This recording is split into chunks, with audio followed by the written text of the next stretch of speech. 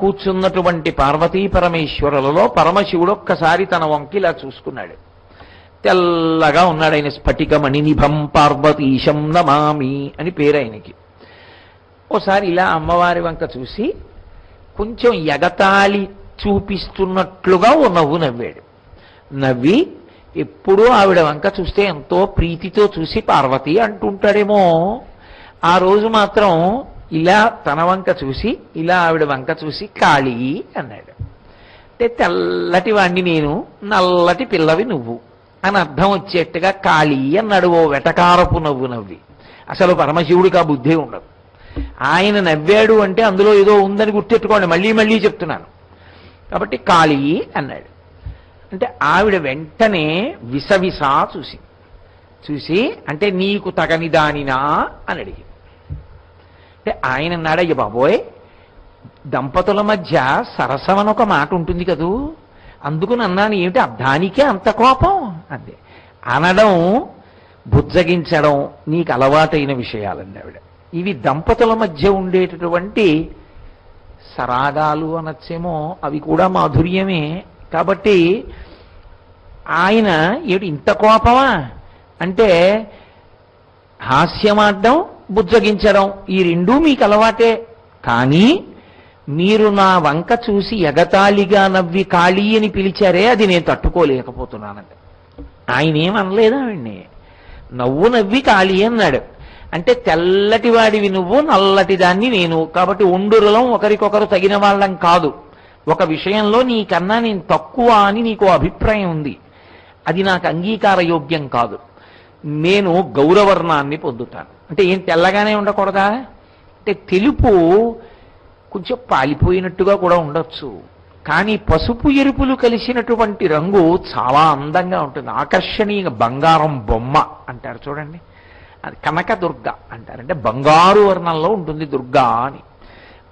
అందుకే దుర్గా సూక్తంలో కూడా తాం అగ్నివర్ణాం తపసాజ్వలంతీం వైరోచనీం కర్మ ఫలేషు జుష్టాం అని. అగ్నిహోత్రం ఎలా ఉంటుందో అలా తప్తమైన బంగారు రంగులో ఉంటుంది ఆవిడ. కాబట్టి ఇప్పుడు ఆవిడ గౌరవర్ణాన్ని పొందాలి. అసలు తపస్సు చేసిన వాళ్ళకి ఫలితాలు ఇవ్వగలిగిన తల్లి తపస్సు చేయడానికి బయలుదేరింది. తపస్సు అంటూ చేస్తే ఎవరినో ఉద్దేశించి చెయ్యాలా వద్దా? ఎవరో ప్రత్యక్షమై అనుగ్రహించాలా? ఎవరి గురించి తపస్సు చేస్తుంది ఆవిడ? ఆవిడ పరమశివుడి పాదాలు మనసులో పెట్టుకుని తపస్సు చేయడం మొదలెట్టి. అంటే ఇంకా మళ్ళీ పరమశివుడి మీద ద్వేషం ఎక్కడుంది ఆవిడికి?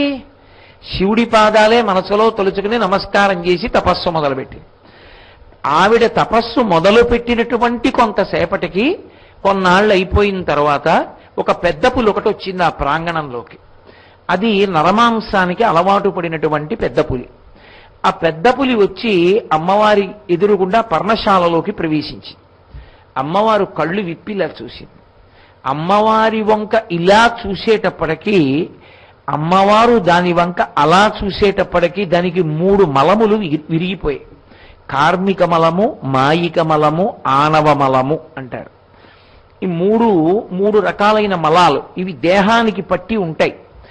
ఆనవ మలము అంటే పంచభూతములతో కూడుకుని ఏర్పాటైన కారణం చేత ఎప్పటికైనా పంచభూతాల్లోకి వెళ్ళిపోవలసి ఉంటుంది, అది ఆనవ మలము అంటారు.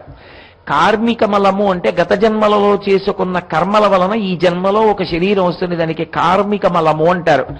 మాయిక మలము అంటే మాయకి ఉంటాడు కాబట్టి మాయిక మలము అంటారు. పరమేశ్వరుడు ఈ మూడిటికి అతీతుడై ఉంటాడు, అందుకని ఆయన మలత్రయాతీతుడు అని పేరు ఆయనకి. కాబట్టి ఇప్పుడు అమ్మవారి దగ్గరికి వచ్చి ఆ పెద్ద పులి చూసింది, ఆవిడ దాన్ని చూసింది, అంతే. దానికి ఆ 3 మలములు పోయాయి. అంటే ఇప్పుడు అది ఏ స్థితిని పొందింది? ఒక క్రూర మృగం సాధుస్వరూపాన్ని పొందేసి అది అమ్మవారి దగ్గర నిలబడి ఆజ్ఞని అభ్యర్థించింది లోపల నుంచి. వెంటనే అమ్మవారంది ఈ ఆశ్రమాన్ని కాపు కాస్తుండు. ఒక కుక్క ఎలా తిరుగుతుందో అలా ఆశ్రమంలో తిరుగుతూ ఆశ్రమ రక్షణ చేసింది. అది అమ్మవారు అలా నడిచి వెడుతుంటే అమ్మవారి పక్కన అది కూడా నడిచి వెడుతూ ఉండేది. అదే ఇప్పటికీ మనకి కనపడే పెద్ద పులి అమ్మవారి దగ్గర. అలా తిరిగి వెడుతుంటే కొంతకాలం అయిపోయిన తర్వాత ఆవిడ తపస్సు చేస్తుంటే బ్రహ్మగారికి అనుమానం వచ్చి 4 తలకాయలు పట్టుకున్నాడు. ఈవిడ తపస్సు ఏమిట్రా, ఎవడు అనుగ్రహించాలి ఈవిడ్ని ఈవిడే లోకాలను అనుగ్రహించగలిగిన తల్లి.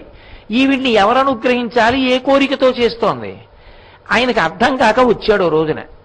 అమ్మా, నువ్వే అందరికీ అన్ని కోరికలు తీర్చగలిగిన దానివి కదా, నువ్వెందుకమ్మా తపస్సు చేస్తున్నావు అని అడిగాడు. అబ్బాయి ఏమీ లేదయా, మా ఆయన ఖాళీ అన్నాడు, ఈ రంగు మార్చుకోవాలని వచ్చాను, అందుకని నల్లని శరీరాన్ని వదిలేస్తాను, పచ్చటి శరీరాన్ని పొందుతాను, ఆ రంగుతో ఉన్న చర్మాన్ని పొందుతాను.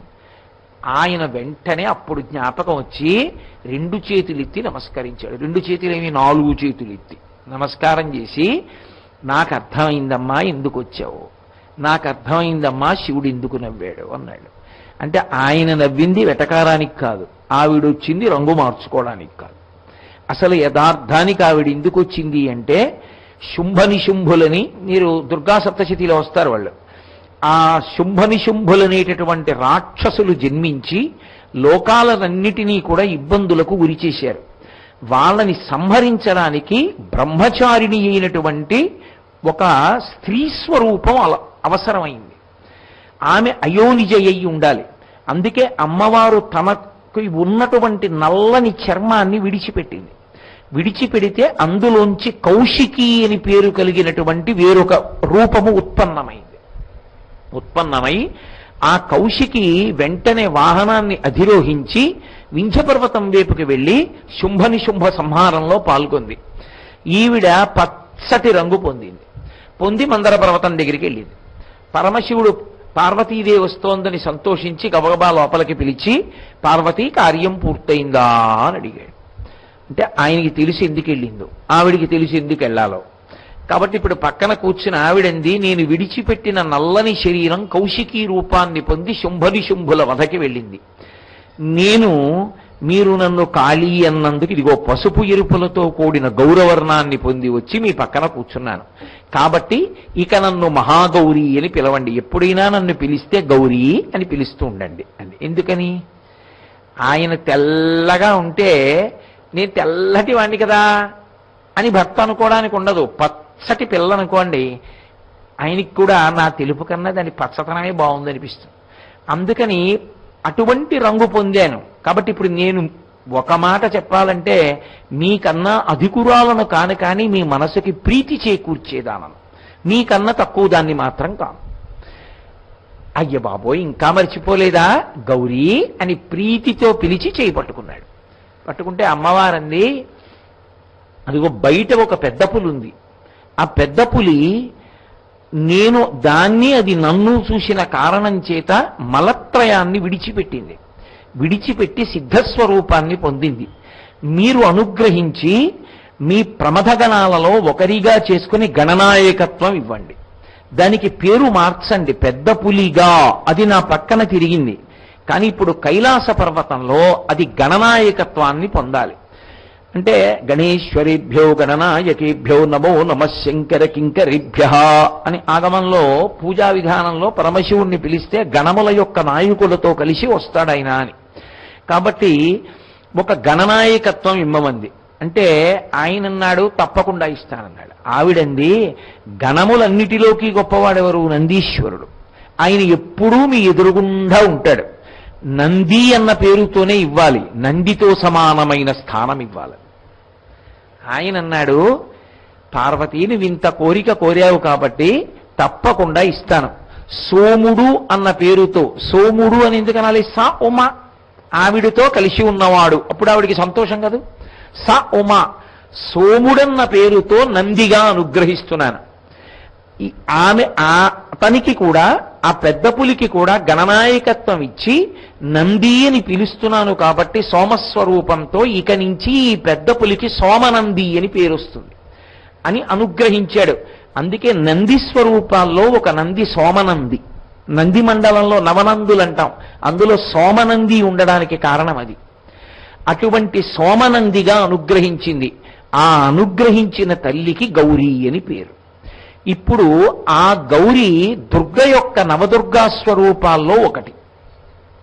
ఇందులో మనం గమనించవలసినటువంటి విషయం ఒకటి ఉంటుంది. గౌరీ ప్రత్యేకంగా పూజ దేని కొరకు చేయబడుతుంది అంటే, దాంపత్యమనందు ఆనుకూల్యతని కల్పించడానికి గౌరీ పూజ చేస్తారు.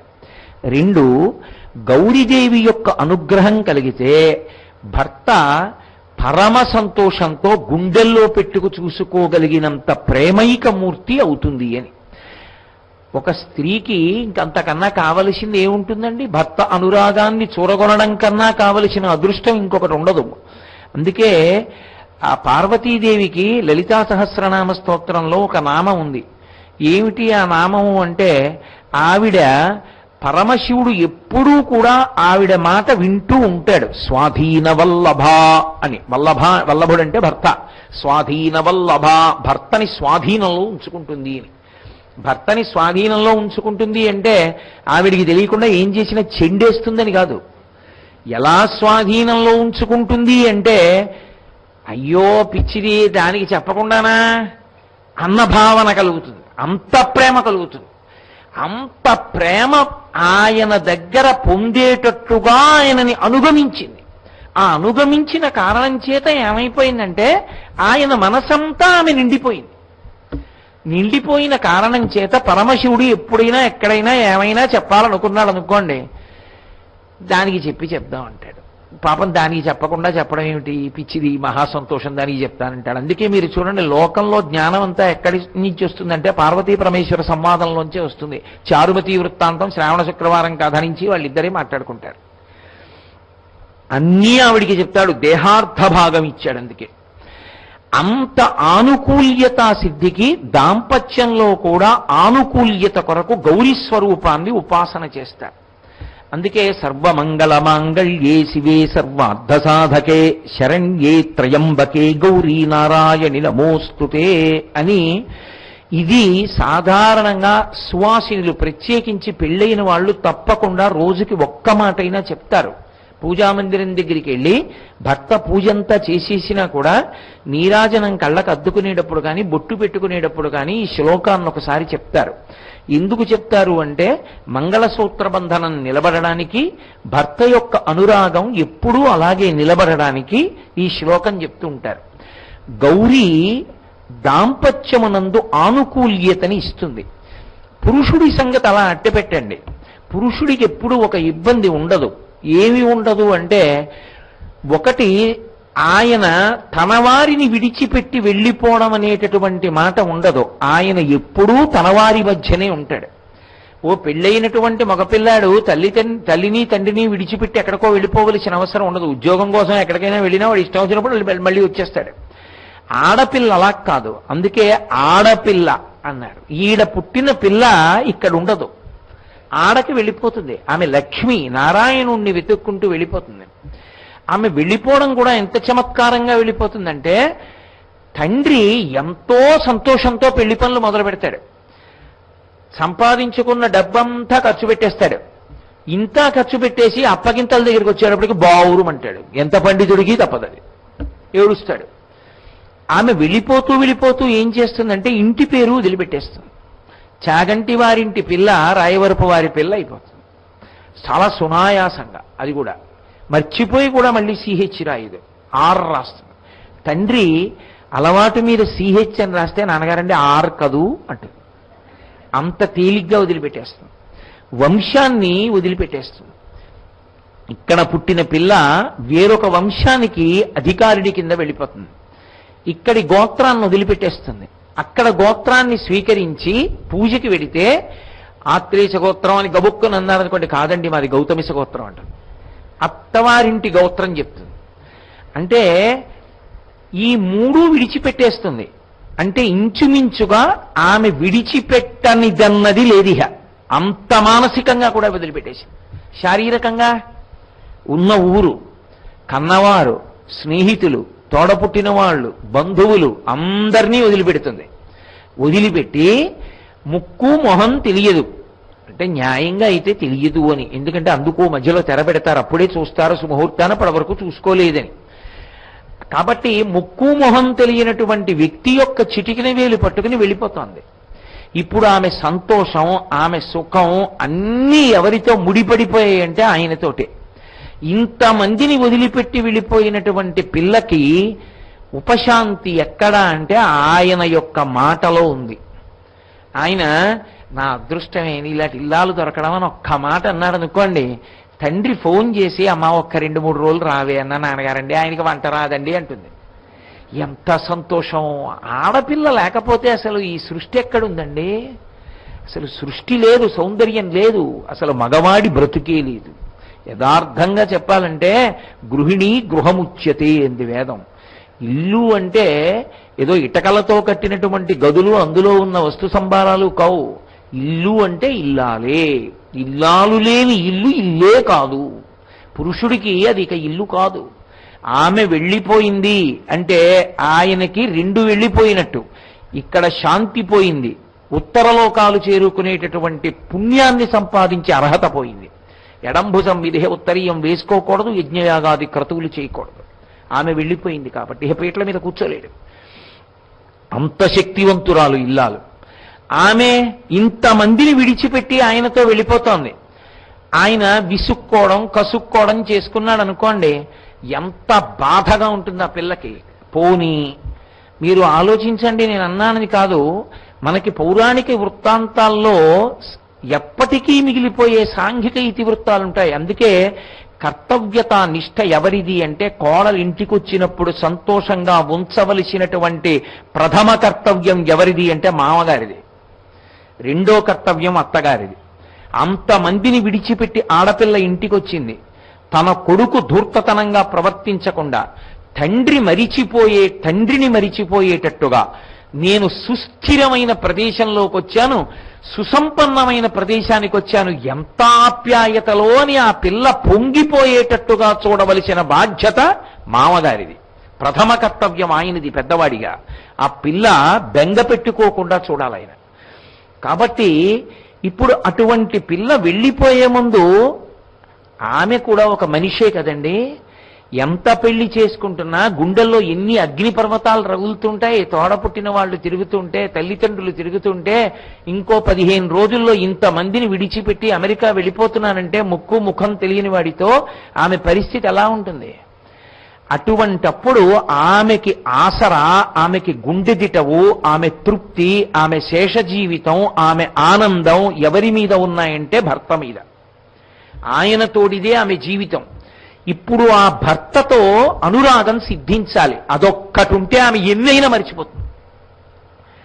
దాన్ని సిద్ధింపచేయగలిగిన శక్తి ఎవరంటే గౌరీదేవి.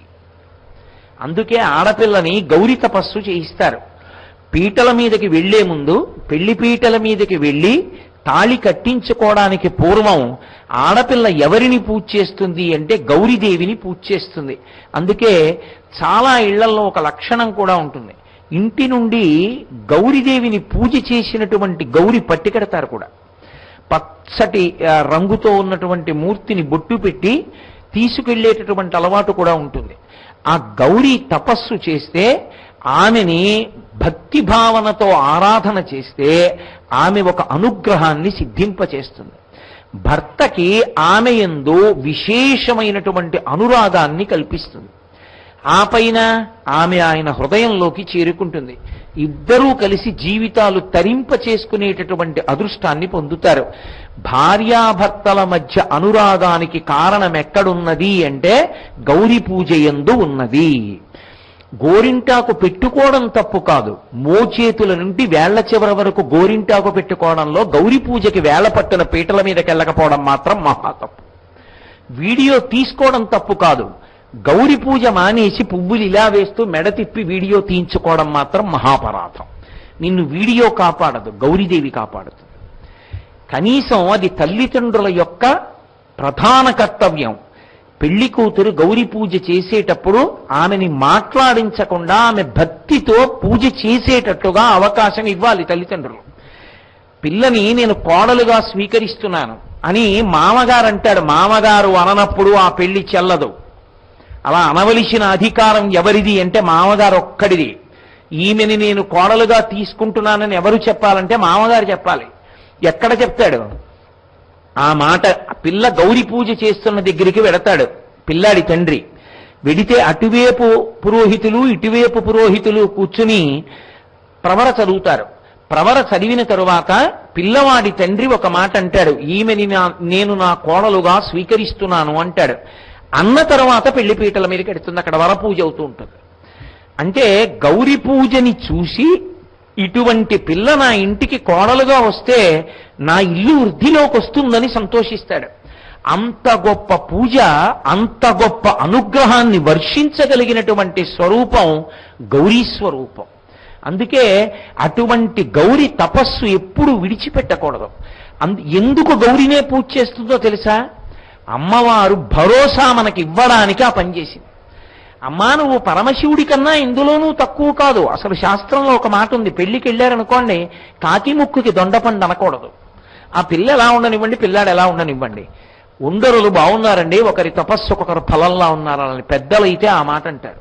శంకరాచార్యుల వారు శివానందలహరి చేస్తూ కళాభ్యాం చూడాలంకృత శిశి కళాభ్యాం నిజతప ఫలాభ్యాం భక్తేషు ప్రకటిత ఫలాభ్యాం భవతు మే శివాభ్యామస్తోక త్రిభువన శివాభ్యాం హృది పునర్భవాభ్యాం ఆనందస్ఫురదనుభవాభ్యాం నకిరియం అన్నారు. నిజతప ఫలాభ్యాం, ఒకరి తపస్సులకు ఒకరు ఫలమయ్యున్నారు అన్నారు. అంతేకాని ఒకరు ఎక్కువ ఒకరు తక్కువ ఉండదు.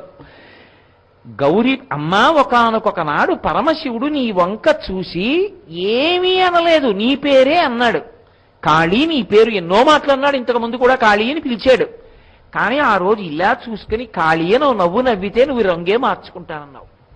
అంటే మీ ఆయనకి ఒక్క దాంట్లో నేను తగనిదానను అన్న భావన ఆయన మనసులో ఉందన్న విషయం నీ మనసులోకి వస్తే తట్టుకోలేక తపస్సు చేసి రంగే మార్చుకున్నావు.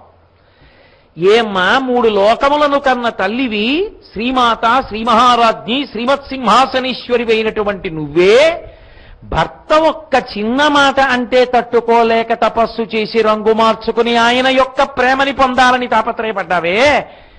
చాలా చిన్నదాన్నమ్మా, అందరినీ విడిచిపెట్టి వెళ్ళిపోతున్నాను. అమ్మా, నాకు మాత్రం నా భర్త యొక్క అనురాగం పొందాలని ఉండదా? అమ్మా, అనురాగం పొందడం మందో మాకో పెట్టి కాదమ్మా, నేను సంపాదించుకునేది నీ అనుగ్రహంతోనే సిద్ధింప చేసుకోవాలి.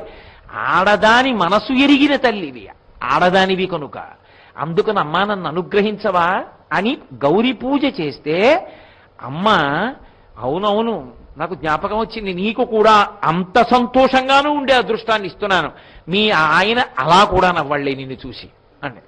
ఇప్పుడు ఎంత కష్టపడి ఏం చేయనివ్వండి, ధూర్తమాట ప్రతిదానికి పనికి మాలిందానివి అంటున్నాడు అనుకోండి, సంసారం చేయకుండా పోతుందా? ఉంటుంది. కానీ ఆమె గుండెల్లో ఎంత బాధ ఉంటుందో, ఎంత అగ్నిహోత్రం ఉంటుందో.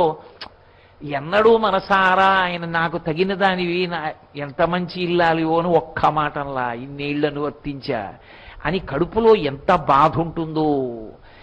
పురుషుడు స్త్రీ యొక్క హృదయాన్ని అర్థం చేసుకుని ప్రవర్తించవలసి ఉంటుంది. కాబట్టి ఆ అన్యోన్యతా సిద్ధికి ఎవరి వలన సాధ్యమవుతుంది అంటే మహాగౌరి వలన సాధ్యమవుతుంది. అందుకు గౌరీ తపస్సు చేయిస్తారు. అటువంటి గౌరీ స్వరూపం గృహస్థాశ్రమం నిలబెట్టడానికి కారణమవుతుంది. ఎందుకు చేత అంటే మీరు ఒక విషయం బాగా గుర్తుపెట్టుకోండి, పెళ్లి అనేటటువంటిది వ్యక్తిగత విషయము కాదు. చాలా మంది ఇవాళ తప్పుడు ప్రబోధాలు విని ప్రత్యేకించి అర్థం పర్థం లేని చలనచిత్రాల యొక్క ప్రభావం చేత ఏదో ఇన్ని రోజులు సినిమా ఆడితే చాలు, ఇన్ని వేలిస్తే చాలు, ఎవరెలా పోతే నాకెందుకని మాటలు రాసేటటువంటి రచయితల వలన చాలా మంది ఏమనుకుంటున్నారంటే ఎవడి పెళ్లి వాడి ఇష్టం అనుకుంటున్నారు. ఒక్కనాటికి కాదు. పెళ్లి వ్యక్తిగత విషయము కాదు. నిన్ను కన్న తల్లి ఉన్నది, నిన్ను కన్న తండ్రి ఉన్నాడు, నీ తోడ పుట్టినటువంటి వాళ్ళు ఉన్నారు, నీ స్నేహితులు ఉన్నారు. నువ్వు చెయ్యరాని పని చేసి ఎదురుగుండా సమాజంలో తిరుగుతుంటే నువ్వు ఎంతో మందికి తప్పుడు ఉదాహరణ.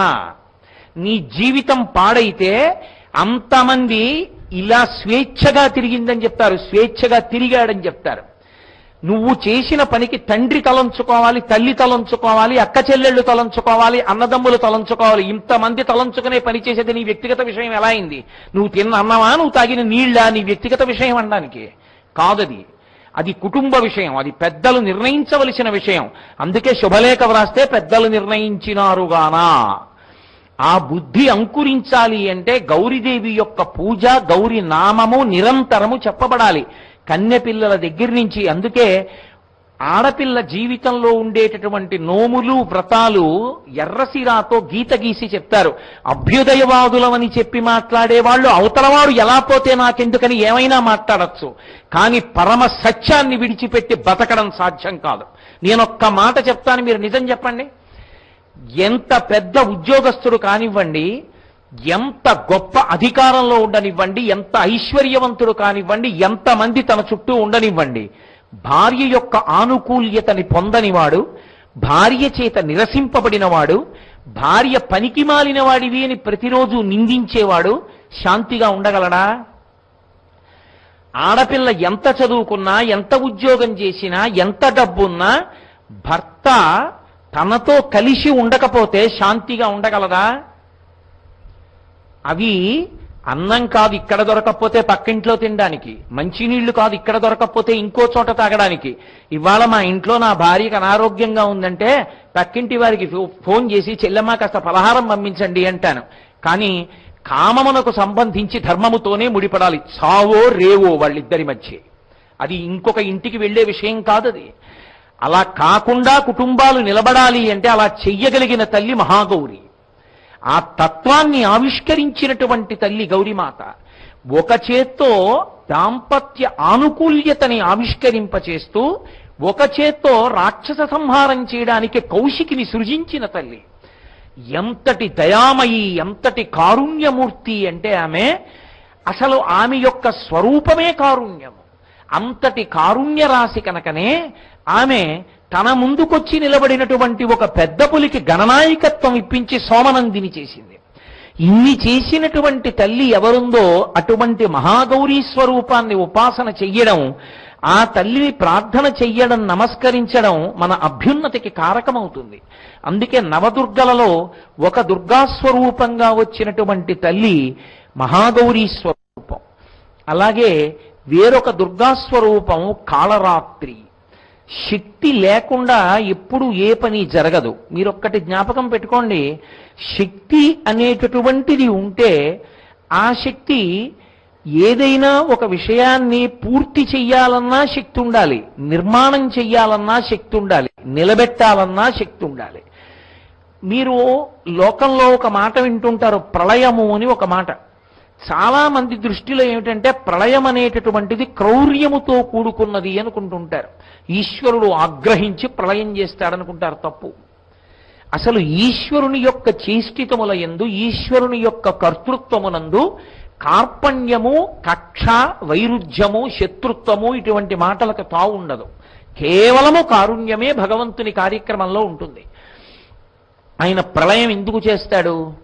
ఇన్ని జన్మలో ఇచ్చి పుట్టించి కర్మ చేసి భక్తితో ఉండి నన్ను పొందు అని అవకాశం ఇచ్చినా అలా పొందలేక దారి తప్పిపోతున్న జీవుల పట్ల కారుణ్యం పొంది వాడు నన్ను ఎలాగో పొందలేకపోతున్నాడు, నేనే వాడిని పొందేస్తాడని అందరినీ తాను పొందేస్తాడు.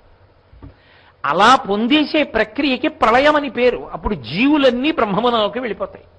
కొంత శాంతినిస్తాడు. ఎన్నాళ్ళు తిరుగుతారు ఇలాగా ఈ తాపంలో? సంసార భ్రమణ పరితాపోపశమనం వసంతి మచ్చేతో హృదభువి శివానందలహరి అంటారు శంకర భగవత్పాదులు. సంసార భ్రమణ పరితాపోపశమనం.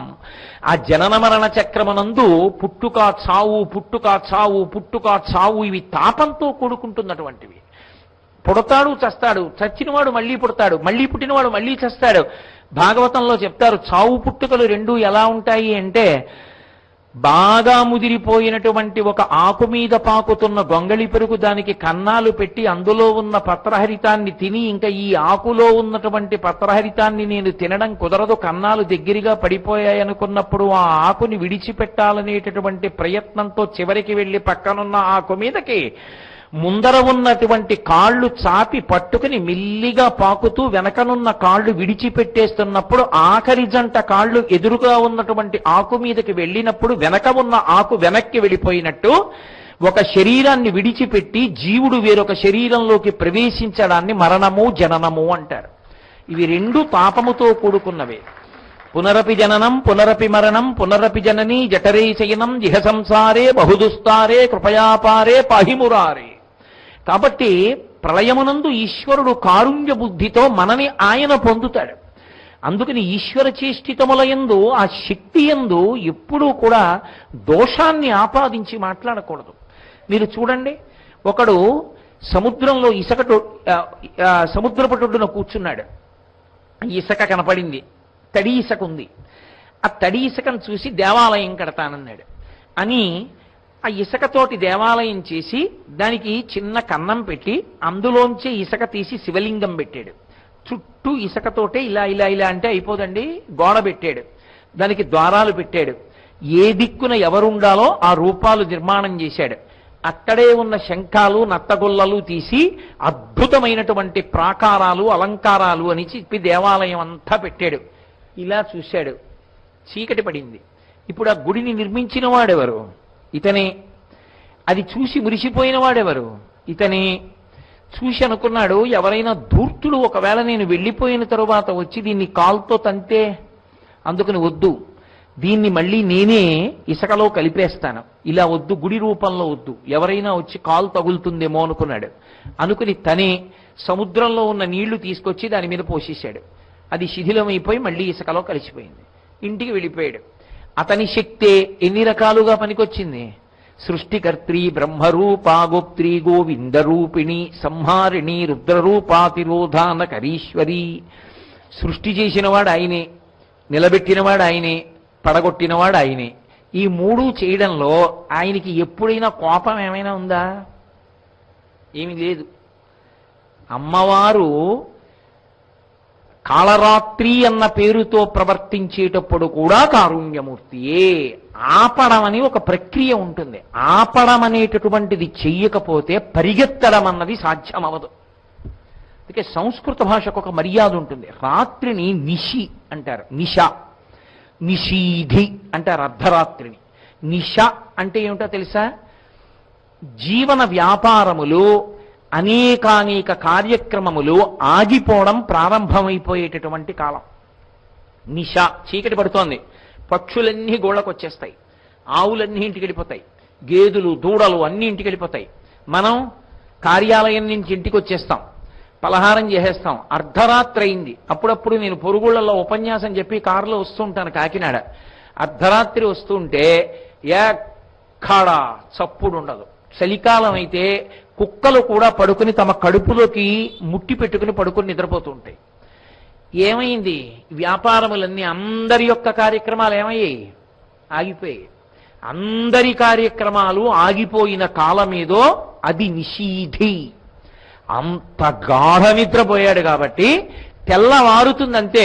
భృంగావళీచమ కరందరసాన విద్ద జంగారగీతని నదై సహసైవనాయ నిర్యాత్యుపంత సరసీ కమలోదరేభ్య శేషాదృశే కర విభో తవ సుప్రభాతం.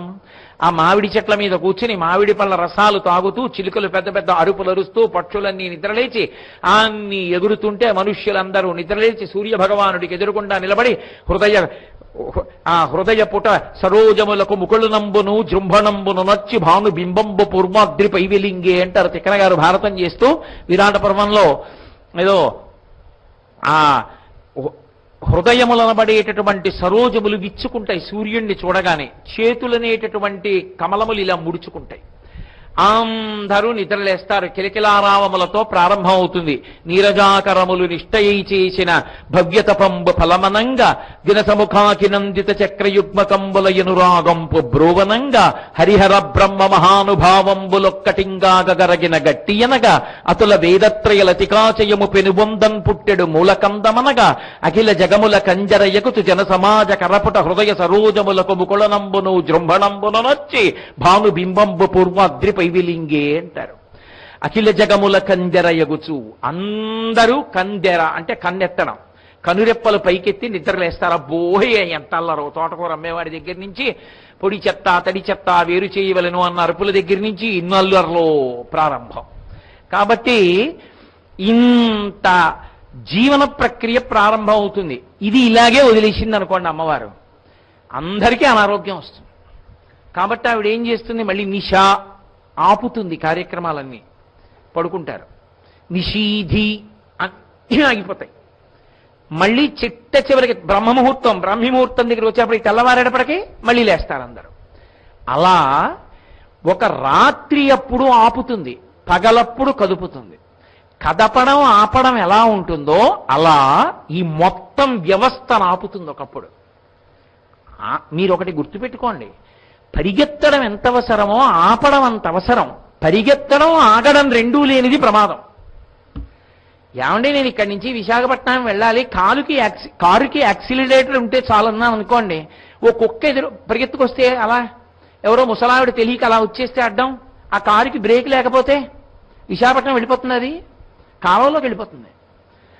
కారుకి యాక్సిలరేటర్ ఎంత అవసరమో వేగాన్ని పెంచడానికి, ఆగడానికి బ్రేక్ కూడా అంత అవసరం.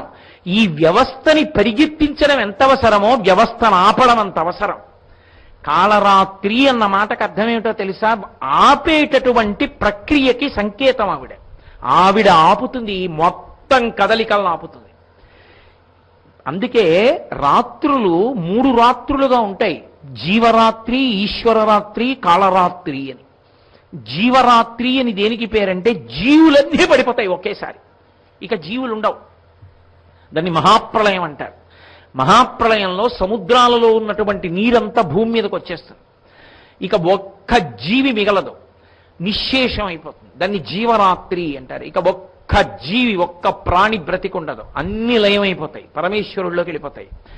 ఈశ్వరుడు ఇంకా కార్యక్రమం నిర్వహణ చేస్తూ ఉంటాడు. అంటే మరి జీవులన్నీ లయం అవుతున్నాయి కదా, లయం అవుతున్నాయంటే ఈశ్వర సంబంధంగా ఓ పని అవుతోందా లేదా? అందుకని ఈశ్వరుడు నడుస్తూ ఉంటాడు. ఆ ఈశ్వరుడి కార్యక్రమాలు కూడా ఆపేస్తుంది ఆవిడ. ఆపేస్తే దాన్ని ఈశ్వర రాత్రి అంటారు. అప్పుడు ఇవి కూడా ఆగిపోయిన తర్వాత 3వది కాళరాత్రి. అప్పుడు ఇంకా ఏమీ ఉండదు, అన్నీ వెళ్ళిపోయి పరమేశ్వరుని యందు చేరిపోయి ఆయన ఒక్కడే వెలుగుతూ ఉండిపోతాడు. అదే పోతన గారు, లోకంబులు లోకేశులు లోకస్తులు తెగిన తుది అలోకంబకు పింజీకటి కావల యవ్వండే కకృతి వెలుగువతని నేసేవింతున్నంటారు. మనం దీపం వెలిగిస్తే నతత్ర సూర్యోభాతి చంద్రతారకం నేమా విద్యుతో భాతి కుతోజమగ్ని త్వమేవ భాంతమనుభాతి సర్వం తస్య భాషా సర్వమిదం విభాతి అంటాం. ఏ వెలుగులు ఇక అవసరం లేదో అలా ఒక్క వెలుగు ఏది మిగిలిపోతుందో ఆ ఒక్క వెలుగై పరమేశ్వరుడు ఉండిపోతాడు.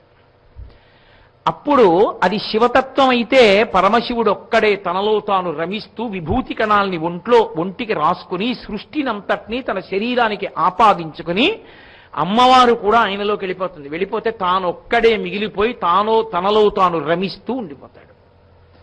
అది విష్ణుతత్వంలో అనుకోండి, వటపత్రశాయిగా తానొక్కడే ఒక రావియాకు మీద పడుకుని తనలో తాను రమిస్తున్నాననడానికి గుర్తేమిటంటే తన కాలి బొటన వేలు తన నోట్లో పెట్టుకుని చీకుతూ ఉంటాడు. ఎందుకంటే కాలి బొటన వేలు నోట్లో పెట్టుకోవడం ఎందుకు అంటే అది రామాయణంలో ఉంది, దానికి సంబంధించినటువంటి రహస్యం. మాంధాత అని ఒక చక్రవర్తి పుట్టినప్పుడు దేవేంద్రుడు అనుగ్రహించాడు.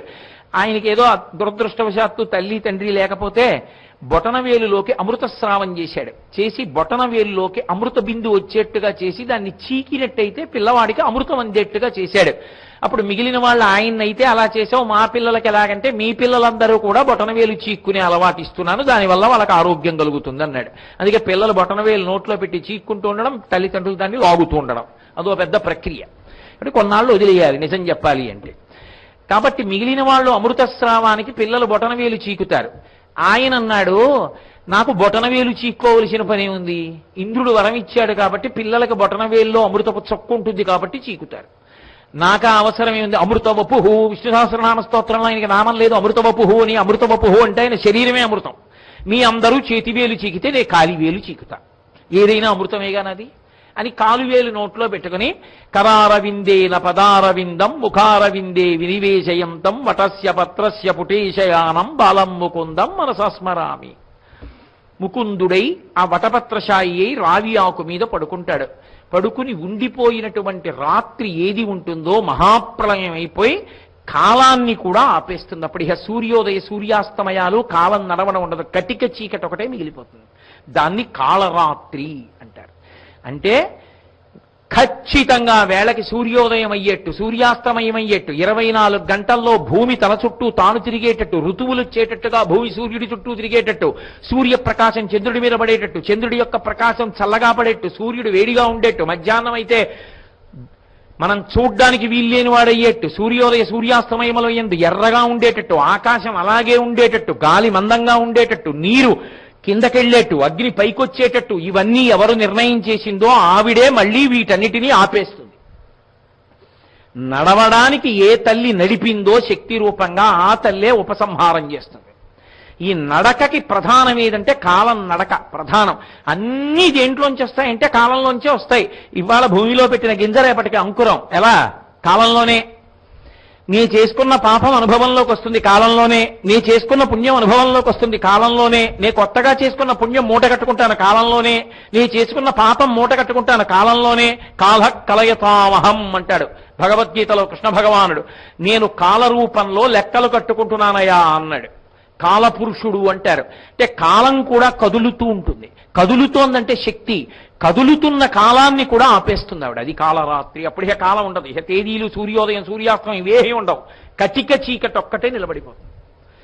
చీకటి, కటిక చీకటి మహానిషీధి అంటే ఇక ఏ క్రమం లేదు, ఏది కదిలేది లేదు, అన్నీ ఆగిపోయి. ఆగిపోయిన శక్తులన్నీ పరమేశ్వరుడిలోకి వెళ్ళిపోయి ఆవిడ కూడా అందులోకి చేరిపోయి ఉండిపోయి. మళ్ళీ ఆయనకి ఎప్పుడు సృష్టించాలని కోరిక పుట్టిందో అప్పుడు ఆవిడకి ఆయన ముందు నేనని అనుకుంటాడు. ఆ అనుకున్నప్పుడు ఆ నేనని ఆయన అనుకునేట్టు చేసిన మొదటి శక్తి పైకొచ్చేది ఆవిడే. అందుకే శంకరాచార్యుల వారు ఒక అద్భుతమైన పేరు పెట్టారు అమ్మవారికి. కాంచీదామాకరి కలభ కుంభస్తననత పరీక్షీణా మధ్యే పరిణత శరచంద్రవతన ధనుర్బాణం పాశం శృణిమపి దధానాకరతలై పురస్తాదస్తాంన పురమధితురహో పురుషికా అన్నారు. పురమధితురహో పురుషికా, పురములను చంపినటువంటి వాని యొక్క అహంస్ఫురణ, నేనన్న భావన నువ్వేనమ్మా అన్నారు. కాబట్టి అలా ఆపగలిగినటువంటి శక్తి ఎవరుందో ఆవిడ కాలరాత్రి. ఇప్పుడు దాన్ని బట్టి మీరేమర్థం చేసుకోవలసి ఉంటుంది? మనం ఆవిడ ఈ సమస్త బ్రహ్మాండముల యొక్క కదలికలను ఆపేస్తుంది, కాలాన్ని కూడా ఆపేస్తుంది. ఆవిడ పరిగెత్తించనో అలాగే పరిగెత్తిస్తుంది. అది చెయ్యగలిగిన తల్లి మనకి ఏ శక్తినిచ్చి ఏమి చెయ్యలేదని మీరు అనుకుంటున్నారు? ఆవిడ అనుగ్రహిస్తే ఎక్కడి నుంచి ఎక్కడి వరకు ఏదైనా ఇచ్చేస్తుంది. అందుకని కామకోటి. ఆవిడికి ఎందుకు కామకోటి అని పేరు వచ్చిందంటే, కామ అంటే కోరిక, కోటి అంటే హద్దు. ఏమడుగుతావు చెప్పు, నేను ఇవ్వలేంది లేదు. నీకు ఉద్యోగం కావాలా, చదువు కావాలా, వాక్చాతుర్యం కావాలా, పాండిత్యం కావాలా, కవిత్వం కావాలా, నిర్వహణ సమర్థత కావాలా, భక్తి కావాలా, జ్ఞానం కావాలా, వైరాగ్యం కావాలా, మోక్షం కావాలా, ఏదైనా ఇస్తా. కామమునకు కోటి హద్దు గనక కామకోటి. ఇప్పుడు ఆవిడ ఏ కదలికనైనా ఇస్తుంది, ఏదైనా ఇస్తుంది. అలా కదిలేట్టు చెయ్యగలదు ఆవిడ. చెయ్యగలిగిన తల్లి కాబట్టి ఆవిడ పాదములు పట్టుకున్న నాడు మళ్లీ పుట్టవలసిన అవసరం లేకుండా పరబ్రహ్మములోకి కూడా కదపగలదు. కదిపి శివశక్త్యైక్యరూపిణి లలితాంబికా, శివుని ఎందు కలిపేస్తుంది. ఇక మళ్లీ పుట్టవలసిన అవసరం లేదురా అబ్బాయి నీకు అంటుంది. లేదు, ఆవిడ అనుగ్రహం పొందలేకపోయాం, అటువైపు చూడలేదు, ఆవిడ్ని ప్రార్థన చేయలేదు. దీపపు పురుగులు పుట్టినట్టు కొన్ని కోట్ల జన్మలు పుట్టి గిట్టి తిరుగుతూనే ఉంటాడు. కాబట్టి బ్రహ్మాండముల కదలికలు, కాలపు కదలికలు ఆపగలిగిన తల్లి మనకు ఏ కదలికలు ఇవ్వలేదు. ఇక పుట్టి చావవలసిన కదలికలు లేని స్థితిని ఎందుకు ఇవ్వలేదు? ఇవ్వగలిగిన చేసే తల్లి అని అంతటి బ్రహ్మాండమైనటువంటి శక్తిని చూడాలని నీకుందా? ఏమండి, మా ఇంట్లో లైట్లు వెలుగుతున్నాయి, ఫ్యాన్లు తిరుగుతున్నాయి, ఈ కరెంట్ ఎక్కడి నుంచి వస్తుందండి అంటే, రావోయ్ అని శ్రీశైలం తీసుకెళ్లి జల విద్యుత్ కేంద్రాన్ని చూపిస్తే ఓ ఇలా పుడుతుందా అన్నట్టే ఇన్నిటిని నడుపుతున్న తల్లిని చూడాలనుందండి అని నీకు మనసు పడితే రా, విజయవాడ ఇంద్రకీలాద్రి మీదకి కదిగో, అక్కడుంది కనకదుర్గ. ఆవిడే కాలరాత్రి, ఆవిడ కదుపుతోంది. ఇక్కడి నుంచి ఇక్కడికి ఎర్రగా తాంబూల చర్వణం చేస్తూ నవ్వుతూ త్రిశూలం పట్టుకుని నిలబడి ఉంటుంది. ఆవిడ ఈ కదలికలకన్నిటికీ కారణం. కాబట్టి ఆవిడ కాలరాత్రి. ఆమె సిద్ధిదాత్రి.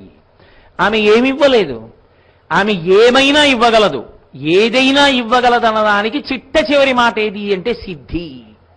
సిద్ధి అన్న మాటలో పరమ జాగ్రత్తగా అర్థం చేసుకోవలసినటువంటి విషయం ఒకటి ఉంటుంది. సిద్ధి అంటే మహాసిద్ధి అని ఒక మాట, అంటే మోక్షం. ఎప్పుడైనా ఒకటి గుర్తుపెట్టుకోండి, భగవంతుడికి సంబంధించినటువంటి ఉపాసన త్రికరణ శుద్ధిగా చేసి ఆ పదంలో ముందుకు వెడుతున్నప్పుడు కొన్ని సిద్ధులు వస్తాయి. ఏదో ఆణిమ లహిమ గరిమ లాంటి సిద్ధులు వస్తాయి. ఆ సిద్ధుల కోసం వెంపర్లాడి ఆ పనికి మాలిన చిన్న చిన్న సిద్ధులు ప్రదర్శిస్తూ ఎవడైనా నిలబడిపోయాడు అనుకోండి, వాడు అసలు గమ్యాన్ని చేరలేడు కూడా. అత్యంత హేయాతిహేయమైన విషయం ఏది అంటే అదే. సురేశ్వరాచార్యుల వారు దక్షిణామూర్తి ధ్యానాత్ తదర్థమననాత్ స్వాదీశ్వరత్వం స్వతః సిద్ధేత్తత్ పునరష్టదా పరిణితం చైశ్వర్యం అవ్యాహతం అంటారు. ఎవరు దక్షిణామూర్తి స్తోత్రాన్ని నియమంగా చదువుతున్నారో వాళ్ళు సిద్ధిని పొందుతారు. అయితే అలా చదివేటప్పుడు ఏమవుతుంది అంటే మహాసిద్ధి మోక్షంతో పాటుగా కొన్ని సిద్ధులు వస్తాయి. కొన్ని సిద్ధులంటే అవి మానసికంగా ఒక రకమైనటువంటి శక్తి. ఏదో చిన్న చిన్న దేవతలు వశం అవుతారు. మీకు కనపడరు, నాకు కనపడతారు. ఆ విభూతి ఉండి ఇలా పట్టరా అన్నాను అనుకోండి, అంటే నా అనుమాయ అక్కడ ఉన్నాడు అనుకోండి, ఏదో గోపాలకృష్ణ గారు అక్కడి నుంచి ఉంటే అంటే ఆయనకు అర్థం అవుతుంది, ఓహో ఇందాక విభూతి ఉండిచ్చాడు అది ఇమ్మంటున్నాడని. పట్టుకొచ్చి విభూతి ఉండిస్తారు. అలాగే వశమైన చిన్న చిన్న దేవతలు కూడా మనకు కనపడరు, అక్కడ ఉంటారు. వాళ్ళకి అన్నారు అనుకోండి, విభూతి ఉండ తీసుకొచ్చి చేతిలో పెడతారు. దానికోసం తాపత్రయపడ్డం ఎంత తప్పో సురేశ్వరాచార్యుల వారు చెప్పారు. భర్త మంచి చలికాలంలో ఇంటికి వచ్చి ఒక రొట్టె వేసి పెట్టవే అని అడిగాడు. అయితే భార్య వెళ్ళి రొట్టె వేస్తోంది. ఇప్పుడు భర్తకి రొట్టె వేయడం ప్రధాన ప్రయోజనం. పొయ్యి వెలుగుతున్నప్పుడు వెచ్చటి సెగ తగిలి ఆమెకి చలికాలంలో హాయిగా ఉంది. ఇప్పుడు పొయ్యి వేడి తగలడం ప్రధాన ప్రయోజనమా, భర్తకి రొట్టి ఎర్రగా కాలడం ప్రధాన ప్రయోజనమా? పొయ్యి వేడి తగులుతోంది కదా అని ఆర్పకుండా కళ్ళు మూసుకు కూర్చుంటే రొట్టె మాడిపోతుంది. భర్త అర్ధాకలతో అలా కూర్చోవాలి, లేదా అసలు ఆకలితో కూర్చోవాలి. రొట్టె ఎర్రగా కాలిన తరువాత తనకి వెచ్చగా ఉన్నా సరే పట్టించుకోకుండా పొయ్యి ఆర్పేసి రొట్టి పెట్టినటువంటి ఇల్లాలు ఎంత గొప్పదో, చిన్న చిన్న సిద్ధులు తనకు వచ్చినా పట్టించుకోకుండా భగవంతుణ్ణి పొందడానికి మోక్షం వైపు వెళ్ళిపోయిన సాధకుడు అంత గొప్పవాడు. రొట్టి మాడిచిన ఇల్లాలు ఎటువంటిదో, చిన్న చిన్న సిద్ధులకు లొంగిపోయి నిలబడిపోయినటువంటి సాధకుడు హేయమైన జీవితం ఉన్నవాడు. అందుకని మహాసిద్ధి అంటే మోక్షం. మోక్షము అన్న మాటకు అర్థం ఒకటే, ఆత్మ ఇరుకలోనికి వచ్చుట. తాను ఆత్మ అని ఎరుకలోకి వస్తుంది. అలా ఎరుకలోకి వచ్చాడు అంటే నిత్యముక్తుడు అంటారు. ఆయన ఆత్మగా తిరుగుతూ ఉంటాడు. శరీరం ఎప్పుడో పడిపోతుంది, విదేహముక్తి పొందాడు అంటారు. ఆ సిద్ధిని ఇవ్వగలిగిన తల్లి ఎవరు అంటే అమ్మవారే. ఎందుకంటే కదలికలు కాదు, చిట్ట చివరికి కదలికలు లేని స్థితికి వెళ్ళాలి. కదిలి కదిలి కదిలి కదిలి కదిలి కదిలి కదిలి కదలికలు లేని స్థితికి ఆగిపోవాలి. అది మోక్షం. అసలు ఈ కదలికలన్నిటికీ ధర్మం అని పేరు. కదలికలు ధర్మం అయితే ధర్మము యొక్క చిట్ట చివరి ప్రయోజనం మోక్షం. కాబట్టి ధర్మం ఎందుకు అంటే మోక్షాన్ని ఇవ్వడానికి. కాబట్టి కదలికలన్నీ అమ్మవారివైతే మోక్షం దగ్గర ఇక కదలికలు ఆపేటటువంటి తల్లి కూడా ఆవిడే. అదే మహాసిద్ధి, అదే సిద్ధిదాత్రి. అంటే మోక్షం ఇప్పించగలిగినటువంటి తల్లి. భక్తితో కర్మాచరణం చేయించేది ఆవిడే, మనసులో భక్తి పుట్టించేది ఆవిడే, భక్తితో నిలబడేట్టు చేసేది ఆవిడే, భక్తితో కర్మ చేయించేది ఆవిడే, కర్మ వలన చిత్తశుద్ధిని కల్పించేది ఆవిడే, చిత్తశుద్ధి వలన జ్ఞానము పొందేట్టు చేసేది ఆవిడే, ఆ జ్ఞానము వలన మోక్షము పొందేట్టు చేసేది ఆవిడే, ఆ మోక్షము వలన ఇక కదలిక లేని స్థితికి చేర్చేది ఆవిడే. కాబట్టి ఇప్పుడు కదిపి కదలికలు లేని స్థితికి కాళరాత్రిగా బ్రహ్మాండాన్ని నిర్వహిస్తుంది. జీవుడి విషయంలో సిద్ధి ఇచ్చేటటువంటి సిద్ధిదాత్రిగా నడుస్తుంది. అందుకే ఆవిడికి పంచకృత్యపరాయణ అని ఒక పేరు. సాధారణంగా లోకంలో మూడే ఉంటాయి కృత్యాలు. ఈశ్వరుడు సృష్టి స్థితి లయములు అంటాం. సృష్టి స్థితి లయ అంటే సృష్టి అంటే సృష్టించడం, స్థితి అంటే నిలబెట్టడం, లయ అంటే ఏది సృష్టించాడో దాన్ని పడగొట్టేయడం. కానీ అమ్మవారి ఈ మూడే చేయదు. పంచకృత్యపరాయణ 5 చేస్తుంది. సృష్టి, స్థితి, లయ, తిరోధానము, అనుగ్రహము. అంటే తిరోధానము అన్న మాటకు అర్థం ఏంటంటే కనపడకుండా చేసేయడం, మాయ. కనపడకుండా చేసేయడం అంటే అసలు ఉన్న వస్తువు కనపడదు, అసలు లేని వస్తువు ఉన్నట్టు కనపడుతుంది, దానికే మాయ అంటారు. రామకృష్ణ పరమహంస అద్భుతమైన ఉదాహరణ చెప్తుండేవారు. వెనకటికి ఒక ముని ఆశ్రమం కట్టుకున్నాడు. కట్టుకునేదో శిష్యులను కూర్చోబెట్టుకుని రోజు వేదపాఠం చెప్పుకుంటూ ఉండేవాడు. శిష్యులందరూ కలిసి ఎక్కడికో వెళ్ళవలసి వచ్చింది. ఒక్క శిష్యుడు లేడు. ఒక్క శిష్యుడు లేకపోతే ఆయనకు వచ్చిన కష్టానికి భయం ఆశ్రమంలో ఉండడానికి కాదు. ఆయన ఏదో అనుష్ఠానంలో ఉన్నారనుకోండి, ఎవరో వచ్చి తలుపు కొడితే అకస్మాత్తుగా అందులోంచి ధ్యానంలోంచి బయటికి రావాలి. గురువు గారు ధ్యానంలో ఉన్నారు, కాసేపు తలుపు కొట్టకండి, మాట్లాడించకండి అని చెప్పేవాడు ఉండాలి. అందుకని ఆయనకి మేకలు కాసుకునేవాడు కనపడ్డాడు. కనపడితే వాడిని పిలిచి ఆయన అన్నారు, రే కొన్నాళ్ల పాటును ఒక్క 2-3 రోజులు ఆశ్రమంలో కూర్చో అంటే, అయ్యబాబోయ్ నేను కూర్చోనండి, నేను కూర్చుంటే నా నోరు విప్పితే తెలిసిపోతుంది మేకలు కాసుకునేవాడిని, నేను బ్రహ్మచారిని కానని నువ్వు నోరు విప్పితే కదా, విప్పకు, కూర్చో అంతే. నువ్వు అలా కూర్చో, ఎవరైనా వస్తే అంటుండు, వెళ్ళిపోతూ ఉంటాడు. అంతే అంటారా అన్నాడు. అంతే అన్నాడు. సరే, ఏదో 3 విభూతి రేఖలెట్టాడో, బొట్టెట్టాడో, దొంగ జంజం వేసాడు. వచ్చి కూర్చున్నాడు వాడు. చక్కగా బ్రహ్మచారిలా ఉన్నాడు, బ్రాహ్మణవటువులా కూర్చున్నాడు. ఈ లోపల ఉన్న మునికి ఎంతో కాలం నుంచి స్నేహం ఉన్న ఇంకొక ముని వచ్చాడు అకస్మాత్తుగా. వచ్చి ఆయన తిన్నగా లోపలికి వచ్చి, ఏడి మా వాడు ఏడన్నాడు. నాకు తెలిసిలేవా, మా స్నేహితుడి సంగతి నాకు తెలియపోయాడు, ఎక్కడ ఉన్నాడు చెప్పన్నాడు అన్నాడు. ఇట్లా నోరు విప్పి మాట్లాడడం ఏంటనే మేకలు కాసుకునేవాడు అన్నాడు. అనగానే వాడు లేచి పడిపోయాడు. ఎందుకని? వాడు మేకలు కాసుకునేవాడని తెలియనంతసేపు ఉండేవాడు, తెలిస్తే పారిపోయేవాడు. అది వాడి లక్షణం. అది మాయా అని తెలియనంతసేపు ఉండేది, మాయా అని తెలియగానే పారిపోయేది మాయ. అంతే దాని నిర్వచనం. మాయా అంటే నామరూపములు. మీకు తేలిగ్గా ఇంకో మాట చెప్పాలంటే మాయా అంటే నామరూపాలు. బంగారం లేకుండా ఆభరణాలు ఉండవు, ఆభరణాలు లేకపోయినా బంగారం ఉంటుంది. నేను ఈ ఉంగరాలన్నీ కరిగించేసో ముద్ద చేసో ఇంట్లో పెట్టుకోవచ్చు. ఆ తర్వాత మళ్ళీ కంసాల దగ్గరికి పట్టుకెళ్ళి ముద్దిచ్చి 4 ఏమిటి 6 చేయమన్నా చేసేస్తాడు. కానీ అసలు బంగారం ఇవ్వకుండా ఉండవు. 6 ఉంగరాలు చేయండి అంటే అవతల పడిపోతులు గారు అంటాడు. బంగారం ఉంటే ఉంగరాలు వస్తాయి, ఉంగరాలు లేకపోయినా బంగారం ఉంటుంది. కానీ మీరొక్కటి ఆలోచించండి, ఉంగరములుగా ఏది ఉంది? బంగారమే. బంగారమే ఉంగరములుగా ఉంది, బంగారము లేని ఉంగరములు లేవు. కానీ మనం ఏమంటాం? బంగారం అనం, ఉంగరాలంటాం, తాటంకాలంటాం, గాజులంటాం, ఏదో మణిబంధనాలంటాం, లేకపోతే భుజకీర్తులంటాం, పాదాభరణాలంటాం, మంజీరములంటాం. ఇన్ని నామరూపాలుగా ఉన్నది బంగారమే. నామరూపములు మాయా, సత్యము బంగారము. అలా ఆ మాయ చేత ఆత్మ ఎరుకలోకి రాకుండా తిప్పే తల్లి ఆవిడే. ఆ తెర తీసేసి అసలు వస్తువు కనపడేటట్టు చేసేసేది ఆవిడే. దాచేస్తే తిరోధానం అంటారు, తెరెత్తేసి సత్యం కనపడేట్టు చేస్తే అనుగ్రహం అంటారు. సృష్టి స్థితి లయతో పాటు ఈ 2 ఆవిడే చేస్తుంది. అందుకే తిరోధానం చేస్తే దాస్తుంది, మళ్ళీ పుడతాడు. దానికి లొంగినంత కాలం మళ్ళీ పుడతాడు. ఆవిడ అనుగ్రహించిందంటే తెరెత్తేస్తుంది, ఇడుగోనాయ్ శివుడిని కలిపేస్తుంది. అంటే మాయా అన్న అవనిక పైకెత్తుతుంది. మాయ పోయిందా, బ్రహ్మము ఇరుకలోకి వస్తుంది. బ్రహ్మవిత్ బ్రహ్మైవ భవతి. బ్రహ్మమును తెలుసుకున్నవాడు బ్రహ్మం అవుతాడు, శాశ్వతత్వాన్ని పొందుతాడు. ఇది చెయ్యగలిగిన తల్లి ఎవరో ఆమెకి సిద్ధిదాత్రి అని పేరు. మీరు జాగ్రత్తగా గమనించి ఉంటే మీకు ఒక విషయం అర్థమై ఉంటుంది. నవదుర్గా స్వరూపాలలో చిట్ట చివరికి వచ్చేటప్పటికీ చాలా నామాలలో, 9 నామాలలో కూడా అంతర్లీనంగా ఒక ప్రవాహం ఉంటుంది. పైకి కనపడదు. కనపడకుండా పై అడుగున వెళ్ళేటటువంటి ప్రవాహం ఏదుందో అదంతా సరస్వతి, జ్ఞానప్రదాత్రి. ఆవిడ జ్ఞానం ఇస్తూ వెడుతోంది. మీరు గమనించారా? ప్రతి నామంలో పైకి ఒకలా కనపడుతోంది, లోపల జ్ఞానం ఇస్తోంది ఆవిడ.